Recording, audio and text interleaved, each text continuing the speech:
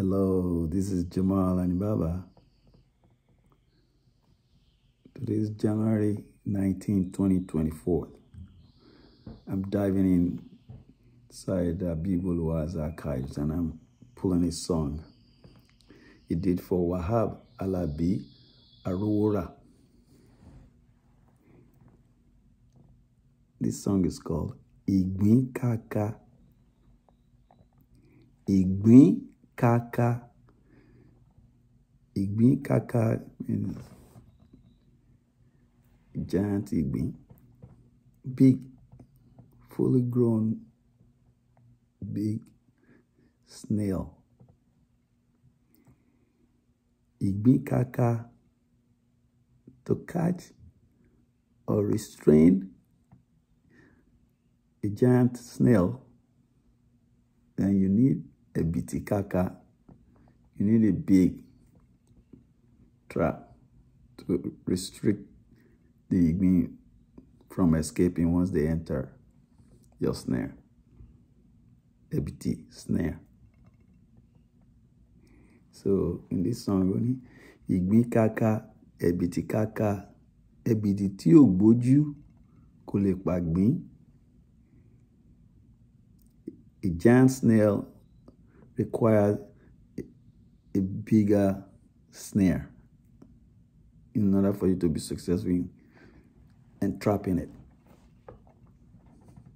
Ẹbiti tí ò gboju ò lè pàgbín.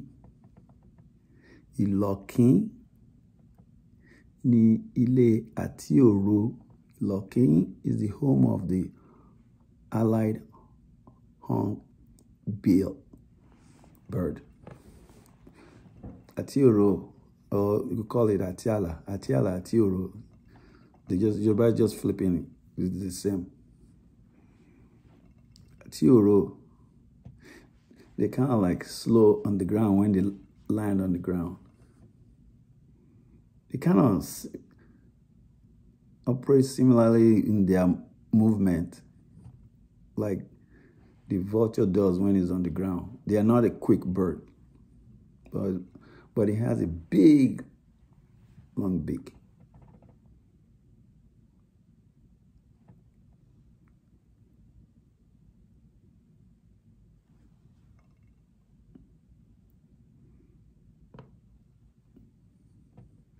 So, but in this song,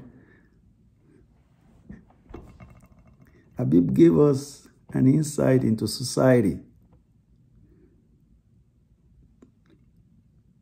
And if you listen to how he described it, you'll find out that kò sóhun tuntun lábẹ́ ọ̀run o. Ó ní Asunigbọrọ lara. Human by nature are provocator. They're very provocator, they're agitators.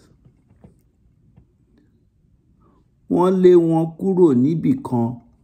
As they trying to curb their bad deeds in certain sector, wọ́n tete kọ́lé adinni sí popo. They shift their mischief to the another frontier.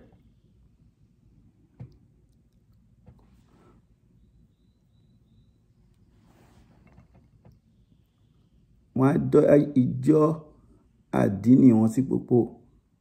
We meet in our scale. We can't meet around in town where people can see us. They shift to frontier.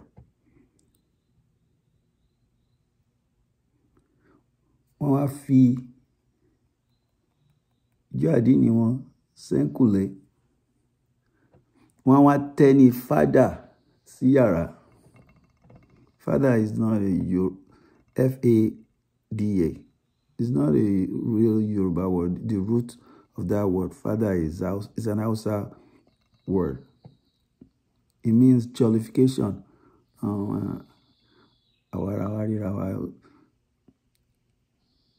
Only the core guys, the core inner core will be in that room, tucked away.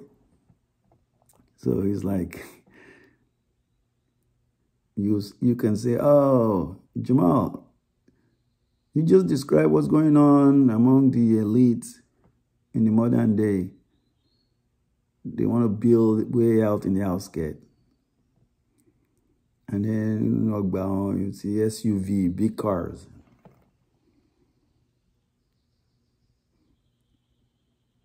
And then, some of them are fast, fraudulent schemers and all that. And they're in the outskirts. They don't live within the city proper. Abibu said, Asunigbọrọ Ọmọ-Araye. Wọ́n lé wọn kúrò nibikan, wọ́n lè tẹ́ adinni sí popo. Wọ́n fi jó adinni ẹnkule. Wọ́n wá ẹni-fada wọn sí iyara. They talk that inside, but that won't be outside the compound where the neighbors can see. Ìbàdàn lẹ́mọ̀ ẹ ò mọ̀ láìpò tá ń sọ bàbá Ìbàdàn. You might been to Ibadan or the city of Ibadan, but you don't know Laipo, which is the methodology of the real son of the soil of Ibadan.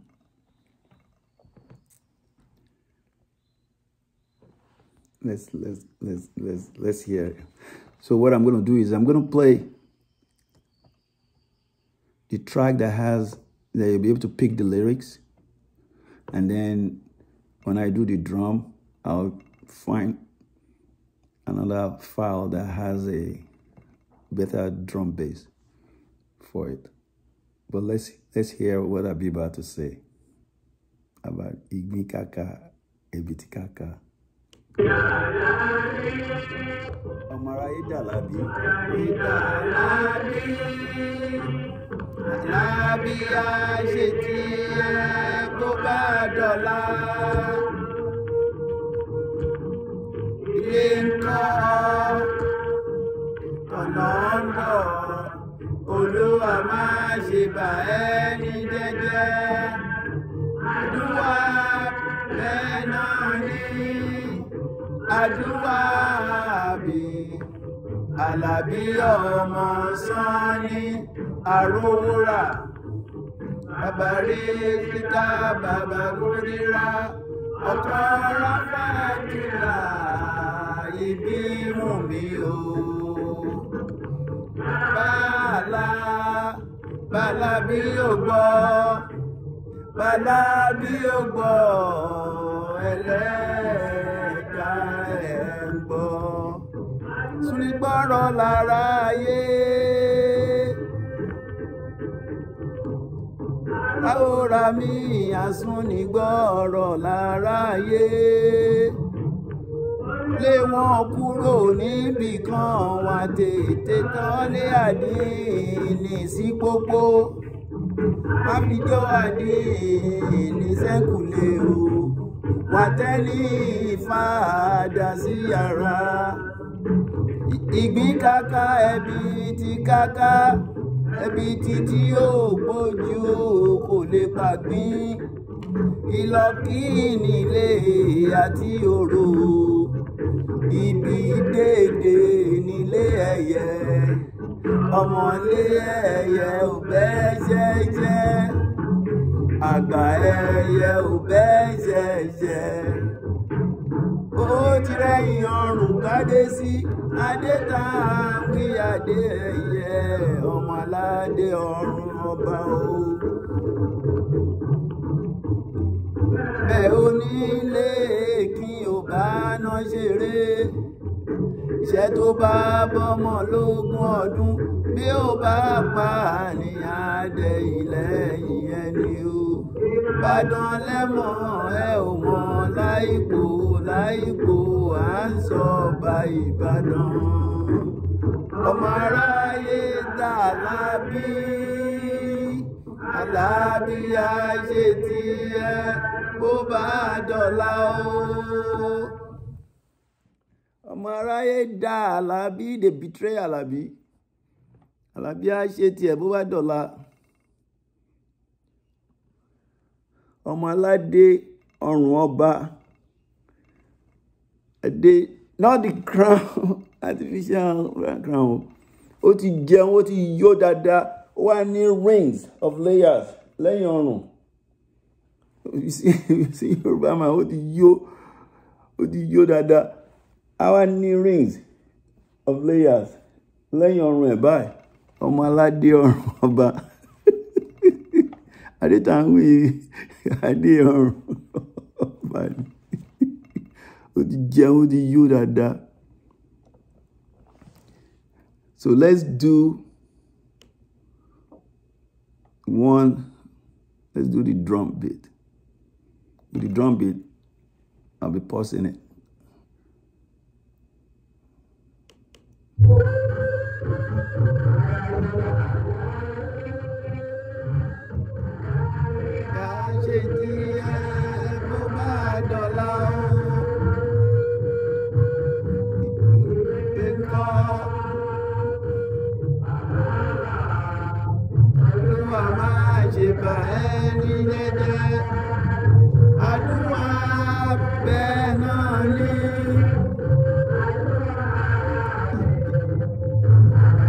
Ọmọ Sanni Arowora, Baba-Risika, Baba-Kudira, Ọmọ-Gàjíyà.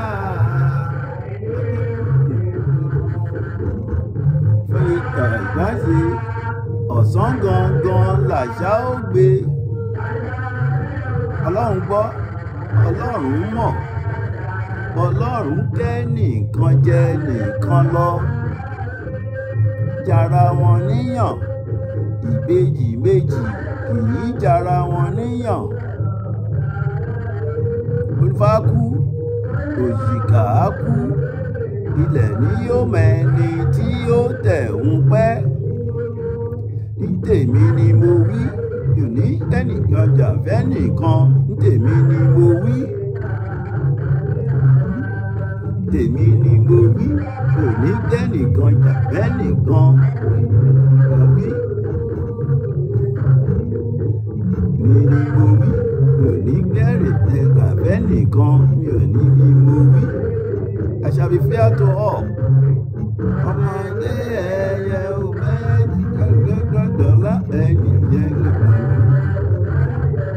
ẹnu nǹkan láṣejù ni mo wí.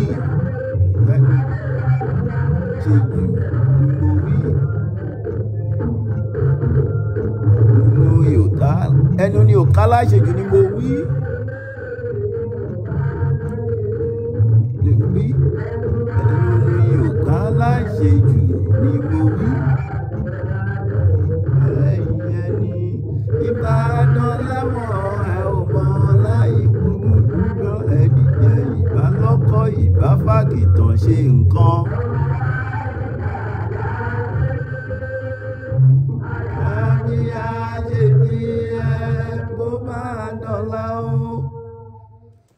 So guys, I was hoping this other one will have a better, clearer drum beat, but it's not as clear. So I'm going to redo the drum line and see if we might be able to catch cleaner with the one we use for the lyrics. And let me give it bass. I've put the bass to the max, but it doesn't seem to be able to work much. It's not I didn't see much improvement in it. So let's try the one we use for the lyrics.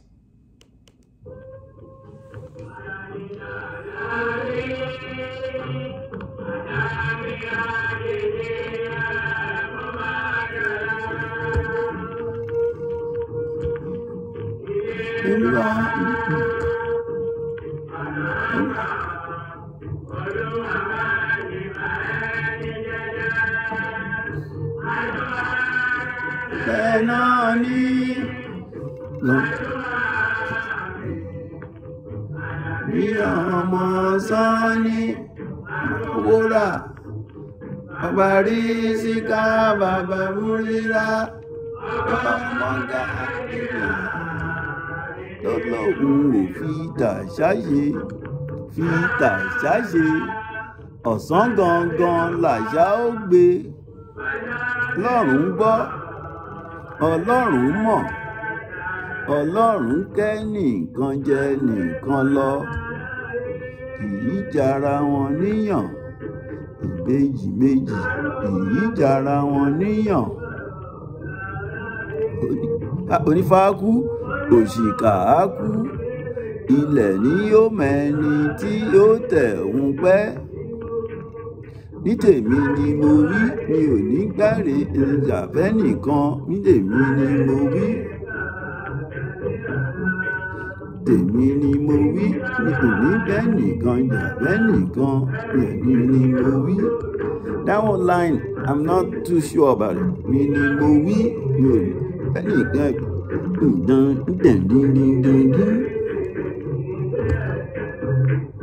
Ọmọdé ẹyẹ ọbẹ̀ ìdọ̀lá ẹnu kálá ṣe jù ní mo wí.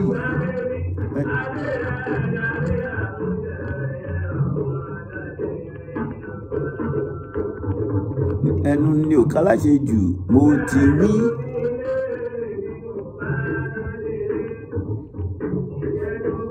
Mi ò kálá ṣe jù ní mo ti wí.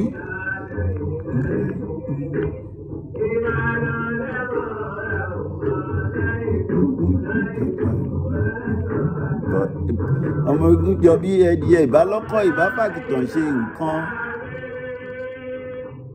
Lábíyá ṣèdí ẹ bó bá dọ̀la o.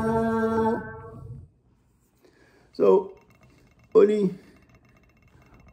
onile-ikin kò bá náà ṣeré.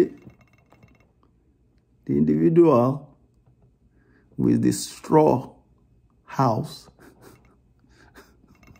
straw ikin kò bá náà ṣeré because kó tó dúró pọ́nmínú kànga iná yẹn àti mú straw house yẹn balẹ̀. An individual with a straw house built with straw, is very apprehensive about fire to the point of being borderline paranoid because the individual knows straw, especially dry straw, and fire loves that. So onile-ikin ò bá náà ṣeré. Ìṣẹ́ tó bá bọ́mọ lógún ọdún tí ò bá pa ọmọ yẹn á dẹ̀yìn lẹ́yìn. It make that kid stronger. An individual, whatever your predicament is, that you have for 2 decades, if it doesn't kill you, it makes you stronger.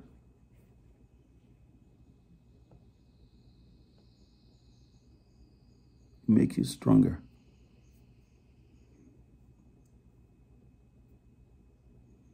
In fact, that's one of the key to being successful in diaspora. There's hardship from the moment you get into someone else's land. To buy that joji, you will struggle. 20 years, you still at it? You are got PhD in survival in that habitat. Iṣẹ́ tó bá bọ́mọ fógún ọdún tí ò bá pa ọmọ yẹn á dẹ̀yìn lẹ́yìn yẹn. Meaning, it will no longer be a problem for that person because it now will flip to be a strength because it will have increased that individual's elasticity. So in Yoruba ni á dẹ̀yìn lẹ́yìn it will end. It will no longer be a liability to you.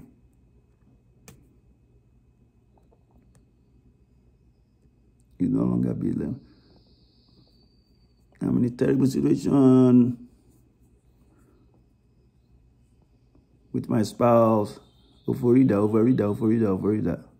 By the time you spend 2 decades and you look in the rear mirror, it's like no biggie. It makes you stronger. Iṣẹ́ tó bá bọ́mọ fógun ọdún tí ò bá pa á dẹ̀yìn lẹ́yìn ẹni.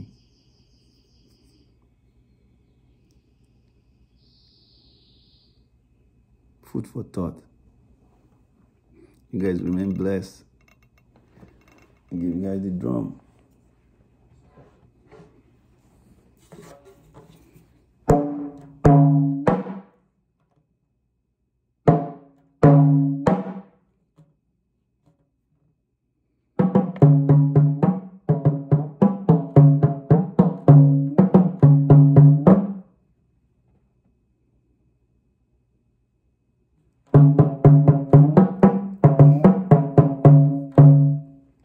Ìbálọ́kọ̀ ìbáfàkìtàn ṣe nǹkan.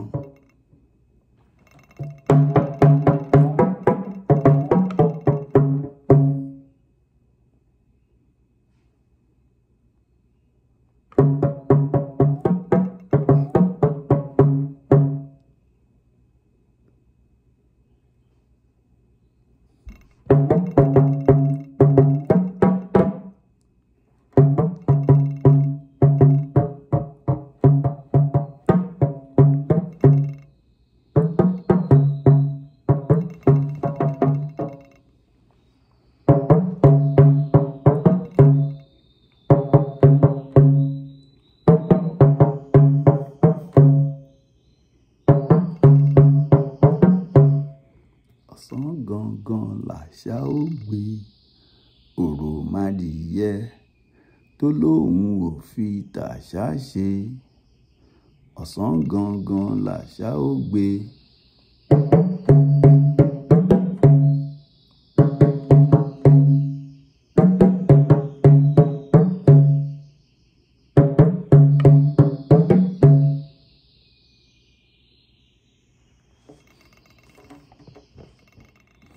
Onífá á kú, òṣìkà á kú.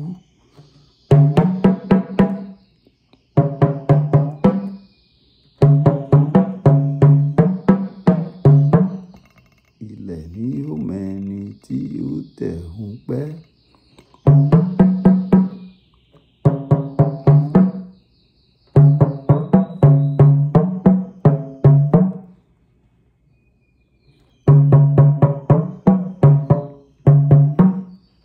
Ẹnu ni ọ̀ká láṣejù ni mo wí.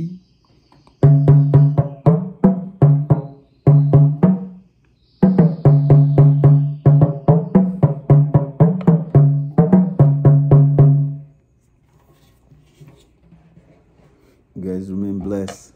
Iṣẹ́ tó bá bọ́mọ fógun ọdún tí ò bá pa á dẹ̀yìn lẹ́yìn ẹni. And they need to make you stronger. Let's stay focused and stay blessed. Leave comments if you have any. You guys remain blessed.